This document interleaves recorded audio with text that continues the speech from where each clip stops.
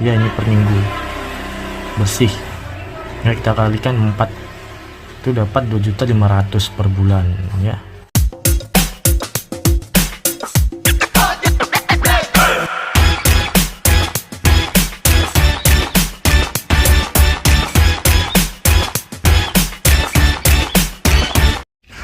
Assalamualaikum warahmatullahi wabarakatuh. Kembali lagi di channel Rian Harahap. Ya, di sini saya ingin memberi analisa untuk para pemula yang ingin beternak ayam KUB. Ya, di sini tuh ada telur. Kita ambil dulu ya. Ya, kenapa ayam KUB ya? Ayam KUB ini memiliki beberapa keunggulan. Keunggulan yang pertama yaitu pertumbuhan yang cepat ya. KUB memiliki pertumbuhan yang jauh lebih cepat dibandingkan ayam kampung biasa ya.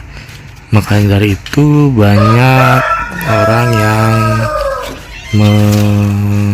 memelihara ayam KUB ya, karena karena ayam KUB ini dia diguna, kita bisa manfaatkan telurnya, bisa juga manfaatkan dagingnya ya. Terus yang kedua itu ayam KUB itu tahan terhadap serangan virus ya, karena ayam KUB ini mengandung gen penanda ketahanan terhadap flu burung yang membuat ayam KUB jauh lebih tahan terhadap serangan virus ya. Terus yang ketiga itu ya, produktivitas telur tinggi ya, seperti yang saya bilang di awal tadi, karena ayam KUB ini ayam yang dwiguna ya. Jadi ayam KUB termasuk jenis ayam yang menghasilkan telur yang banyak dan juga penghasil daging yang bagus ya. Dalam 1 tahun rata-rata ayam KUB dapat memproduksi telur sekitar 180 butir ya. Jumlah ini tentunya sangat banyak ya dibandingkan ayam kampung biasa ya. Terus yang keempat ya, 4 memiliki sifat mengeram yang rendah ya. KUB ini memiliki sifat mengeram yang lebih rendah daripada ayam kampung biasa ya, rata-rata cuma 10% lah sifat mengeramnya. Lalu ya, pemasarannya ya, siapa sih yang nggak tahu ayam KUB? Makanya pemasaran untuk ayam KUB ini jauh lebih enak lah ya, karena banyak yang nyari lah ayam KUB, karena juga teksturnya yang lebih enak lah daripada ayam-ayam kampung lainnya ya. Di sini saya akan memberikan analisa ya dari 10 ekor lah, 10 ekor indukan ayam KUB ya.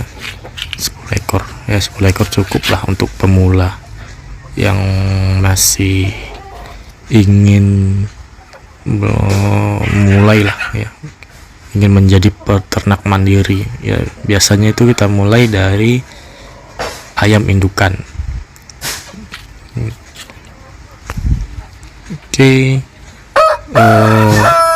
kebetulan saya ada coretan lah, kita ada coret-coretan untuk menganalisa 10 indukan ayam KUB. Oke, langsung aja kita ke pembahasannya. Oke, di sini ada catatan yang udah saya buat ya, ada coretan lah ya, untuk analisa dari 10 indukan ayam KUB ya. Untuk kita menganalisanya, setidaknya kita harus tahu biaya pakan yang kita gunakan ya. Di sini untuk rata-rata kebutuhan pakan per hari satu ekor ayam indukan yaitu 90 ya sampai 100 gram ya. kita anggaplah 100 gram lah ya, 100 gram kita kalikan 10 ekor indukan kita ini ya, berarti 1 kilogram per hari ya. Untuk harga pakan ini, kalau ini komposisi pakan yang saya pakai di kandang saya ya. Jadi di sini ada komposisinya pakanan pabrik, dedak, jagung, terus saya kadang pakai kangkung, daun ubi, ajola kalau ajola saya lagi stoknya menipis ya. Jadi di sini ketemu pakannya itu harganya 3.550 ya, dengan harga pakan pabrik ya. Di setiap tempat itu beda-beda. Kalau tempat saya itu per kilonya 8.000, dedak 1.500, ini saya langsung beli penggilingan. Terus jagung ini 7.000 ya, dengan komposisi 30% pakanan pabrik, 30% dedak, 10% jagung, 30% sayur-sayuran atau daun-daunan ya. Tapi di setiap peternak tuh jarang, kita bilang nggak semua pakai inilah. Jadi kita ambil umumnya aja ini ya, dengan pabrik, dedak, itu jagung ya. Tujuan kita mencampur pakan itu salah satunya untuk menghemat atau mengurangi biaya pakan ya. Kalau kita murni pakai pakaian pabrik inilah 8.000 per kilo. Kalau kita pakai pakan campuran ya bisa lebih murah. Oke, kalau misalnya kita pakai yang standarnya lah ya, yang rata-rata orang pakai ya. Kalau saya misalnya lagi nggak ada ini, saya pakai ini 40% pakanan pabrik, 40% dedak, 20% jagung ya. Dengan harga per kilonya itu dijumpain di sini ya, tapi kita anggap 6.000 ya, karena disitu ada tambahan vitamin, mineral, dan lain-lain. Oke, kita masuk ke topik berikutnya ya. Dalam 10 ekor indukan ini ada 3 jenis yang bisa kita olah. Yang pertama itu telur, DOC, daging. Jadi tinggal teman-teman sendiri yang memilih ingin jual dalam bentuk telur, dalam bentuk DOC, atau dari daging ya. Di sini kita mau pakai siklus 1 minggu atau 7 hari. Oke, yang pertama itu telur ya. Dari 10 indukan betina ya, kita anggap 50% mereka itu bertelur tiap hari, berarti 10 induk dari 5% itu 5 butir ya. 5 butir ini 5 butir per hari kita kalikan 7 hari, berarti kita dapat 35 butir dalam 1 minggu ya. Kalau harga telur per butirnya itu di daerah saya itu 3.000 ya. Jadi 3.000 kita kalikan 35 butir itu dapat 105.000 ya. Ini total keseluruhannya. Terus kita kurangin biaya pakan indukan selama 1 minggu ya. Dari di awal tadi ya, pakan itu 6.000 kita kalikan selama 7 hari itu dapat 42.000 ya. Jadi pendapatan kita kurangin biaya pakan 40.000 itu hasilnya 63.000 ya. Kita kalikan, ini kan per minggu ya, kita kalikan 4 kan, dalam 1 bulan tuh ada 4 minggu ya. Berarti dalam 1 bulan itu kita bisa menghasilkan 252.000 dari telur ya. Ini kalau teman-teman ingin fokus ke telurnya ya, lumayan lah dapat 252.000 per bulan ya, untuk nambah-nambah uang masuk. Nah, terus kalau kita mau ke DOC ya, jadi di DOC ini enggak semua telur itu bisa kita tetaskan. Kita harus lihat fertil dan tidak fertilnya telur tersebut. Yang dimaksud fertil itu telur yang dikawini ya, dikawini sama jantan lah. Kalau dia nggak dikawini itu biasanya nggak fertil ya. Jadi kita anggap telur fertil itu 85%. ya. Dari 35 butir tadi ya, 35 butir kita anggap 85% yang fertil, berarti 30 butir telur fertil ya.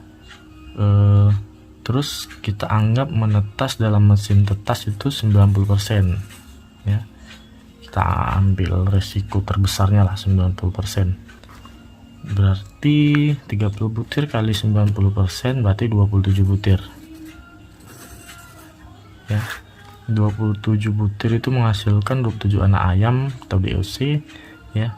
Harga DOC di kita bilang kisaran 7.000 sampai 9.000 lah ya. Jadi kita ambil tengah-tengahnya itu 8.000 per ekor, berarti kita dapat 216.000 untuk DOC ya. Terus kita kurangin biaya pakan induk, kita tambah listrik lah untuk lampunya di mesin tetas ya. Untuk tanggap 45.000 ya. Jadi biaya pakan induk tadi ini ya, yang satu minggu 42.000 ya. Kita tambah biasa, kita anggap lah udah paling besar sih kalau kita hitung-hitungan, paling cuman ratusan aja untuk biaya listrik dari 10 watt udah lampu ya. Jadi hasilnya itu 216.000 kita kurangi 45.000 berarti kita dapat 171.000 per minggu ya. Kita kalikan 4 itu kita per bulannya bisa dapat 684.000 per bulan ya. Ini lebih besar ya, lebih menjanjikan daripada telur ya. Terus yang ketiga itu daging ya. Kalau kita mau buat daging itu memerlukan waktu 2 sampai 2,5 bulan ya. Standarnya untuk mencapai BB atau berat badan 1 kilo itu dengan pakan 2,5 kilo ya untuk 1 ekor ayamnya. Jadi dari 27 ekor tadi ya, kita anggap persentase kehidupannya itu sampai dewasa siap panen itu 95% ya. Aduh, taruh dulu kameranya nih. Aduh,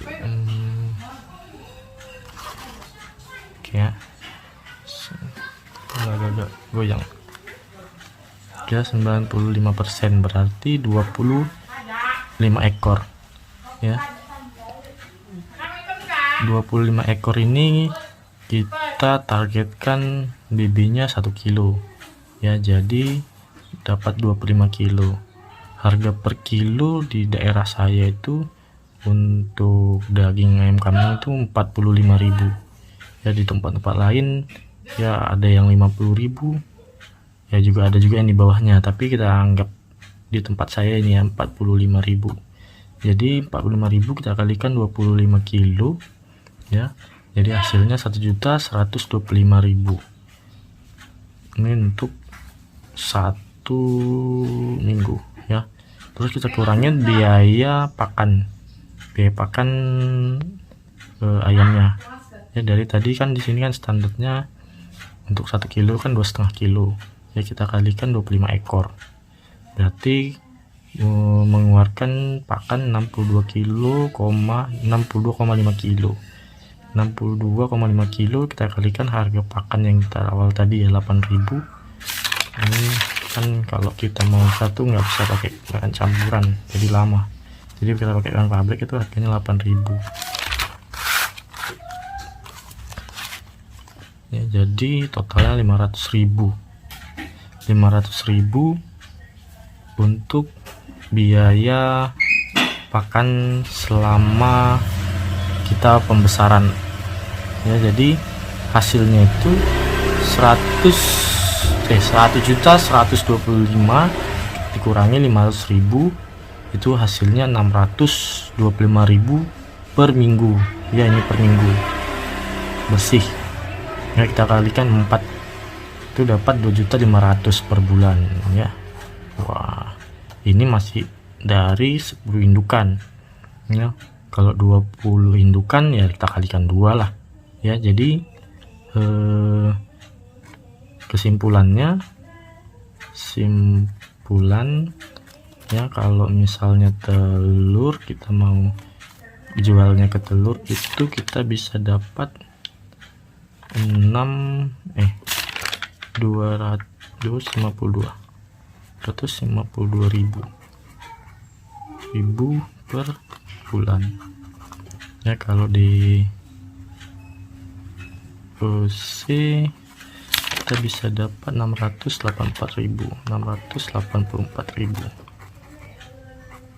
per bulan ya. Kalau daging itu dapat 2,5 juta per bulan ya, dari 10 indukan ayam. Siklus 1 minggu